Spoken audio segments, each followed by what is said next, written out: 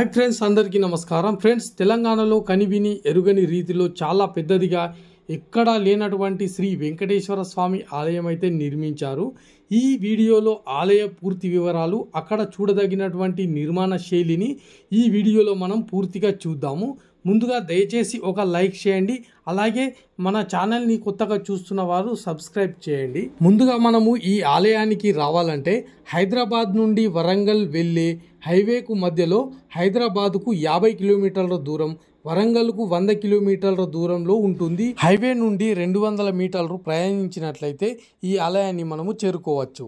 ఈ దేవాలయం స్వర్ణగిరి అని నామకరణం చేశారు. యాదాద్రి భువనగిరి జిల్లా మానేపల్లి కొండపై ఈ ఆలయం అద్భుతంగా పూర్తిగా శిలారాతితో 22 ఎకరాల విస్తీర్ణంతో నిర్మించారు. ఒక్క మాటలో చెప్పాలంటే తిరుమల తిరుపతి దేవస్థానాన్ని తలపించేలా ఈ ఆలయాన్ని నిర్మించారు. ఈ ఆలయాన్ని ప్రముఖ వ్యాపారవేత్త అయినటువంటి మానేపల్లి రామారావు గారు కుటుంబం ఆధ్వర్యంలో ఈ ఆలయాన్ని నిర్మించారట.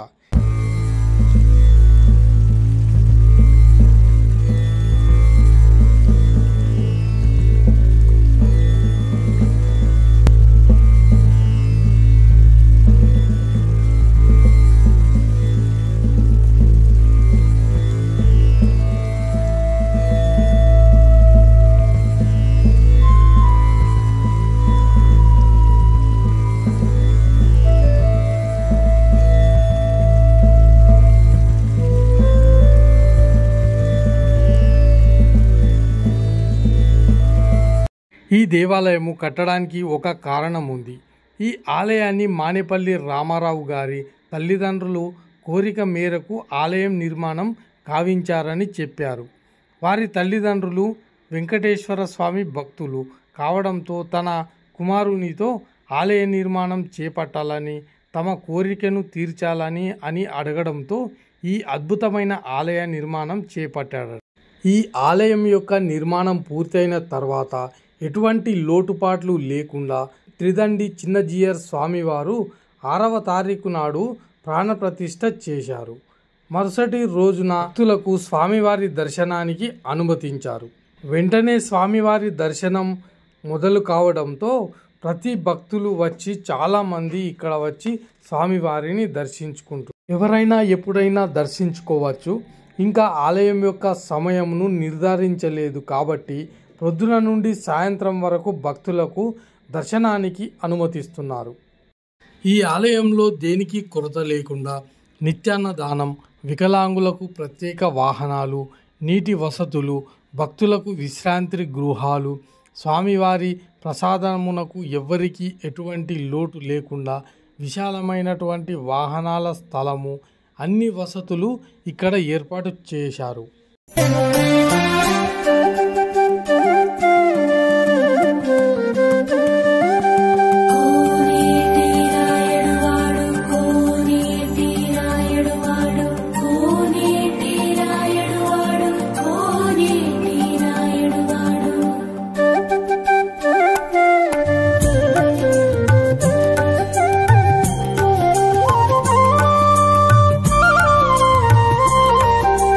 ఈ ఆలయానికి స్వర్ణగిరి అని పేరు ఎందుకు పెట్టారంటే, స్వర్ణం అంటే బంగారం, గిరి అంటే కొండ, అంటే స్వర్ణగిరి. స్వర్ణగిరి అంటే బంగారు కొండ అని ఈ కొండకు పేరు పెట్టారు. అలాగే స్వర్ణగిరి శ్రీ వెంకటేశ్వర స్వామి దేవాలయం అని దీనికి పేరు. ఈ ఆలయం పూర్తిగా రాతి శిలలతో నిర్మించారు. దాంతో ఈ ఆలయం చూపరులను ఆకట్టుకుంటుంది. అలాగే భక్తులకు వైకుంఠపురం వెళ్ళి స్వయంగా స్వామివారిని చూస్తున్నాము అనే ఒక భావాన్ని తెలియజేస్తుంది. పూర్తిగా రాయితో కట్టిన ఆలయం ఒకవైపు, గుట్టపై నిర్మించడం ఇంకోవైపు ప్రాధాన్యతను సంతరించుకుంది.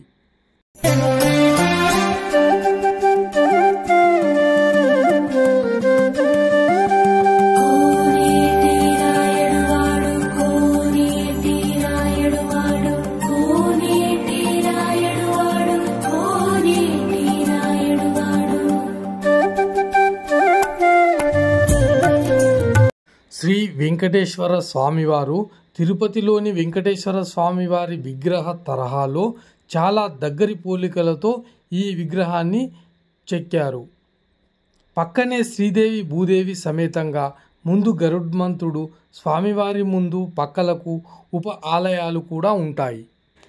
ఇక్కడ ఆలయ ప్రత్యేకత ఏమిటంటే ప్రతి రాతిపై గోడలపై స్వామివారి శంకు చక్రాలు 3 నామాలతో చెక్కబడినటువంటి శిల్పాలు ఎక్కువగా ఈ ఆలయంలో కనిపిస్తాయి. వాటిని చూస్తుంటే స్వామివారి నామం జపించకుండా ఉండలేరు ఇక్కడ వచ్చిన భక్తులు.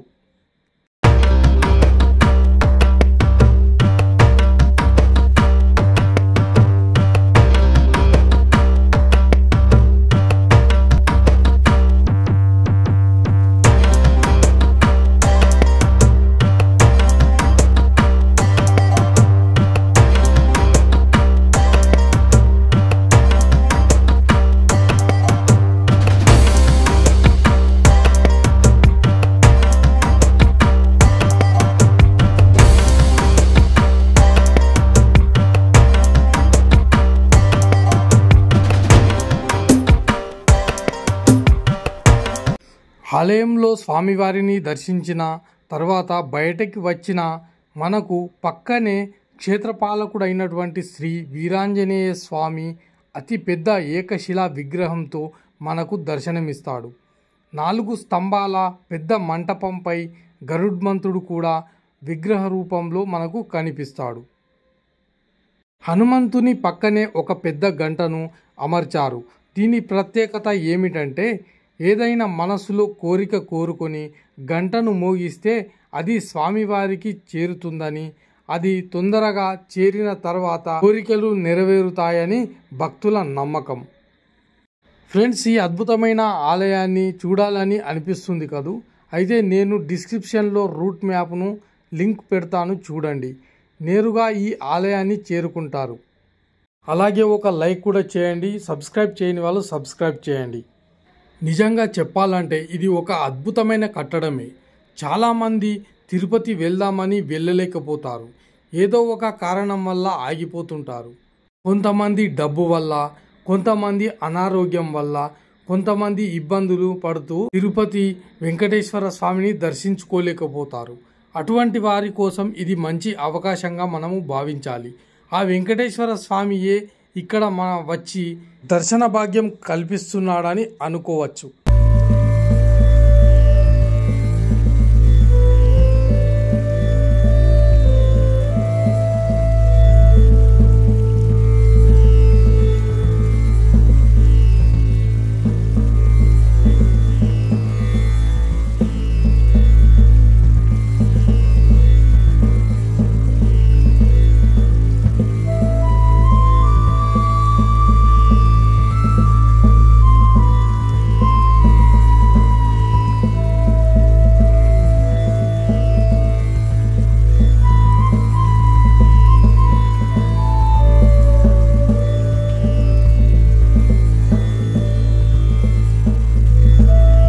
ఆలయంలో అన్నిటికంటే నచ్చింది ఏమిటంటే శ్రీ జలనారాయణ స్వామి యొక్క సన్నిధి.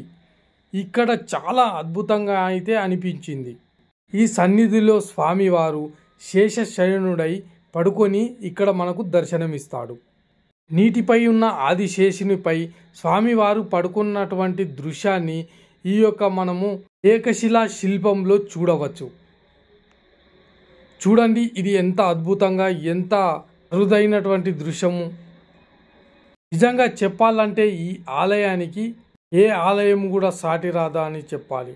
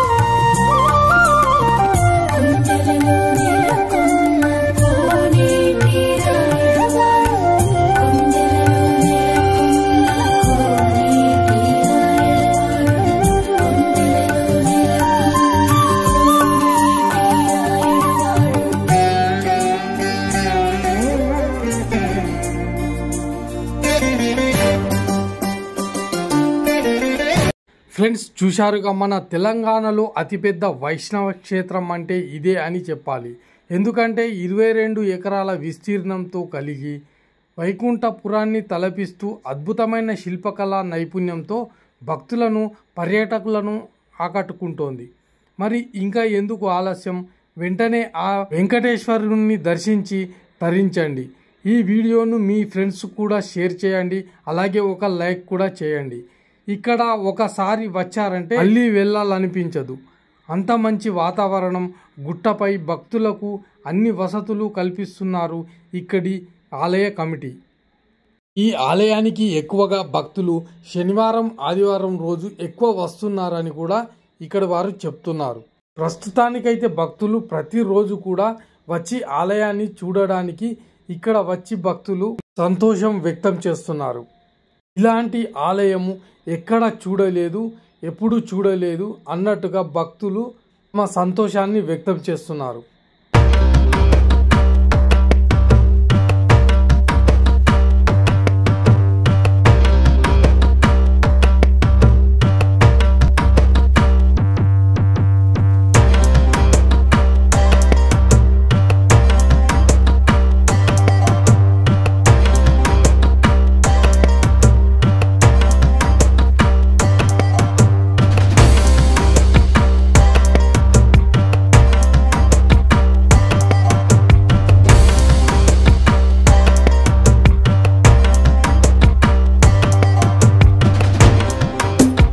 ఫ్రెండ్స్, ఈ ఆలయంలో ఎక్కడ చూసినా శంకు చక్రాలు, ఎక్కడ చూసినా స్వామివారి నామాలతో ఈ ఆలయం అయితే అద్భుతంగా మనకైతే కనిపిస్తుంది. చూశారుగా ఈ ఆలయం యొక్క వివరాలు, అలాగే ఆలయం యొక్క కట్టడాలు, ఆలయం యొక్క ప్రత్యేకతలు.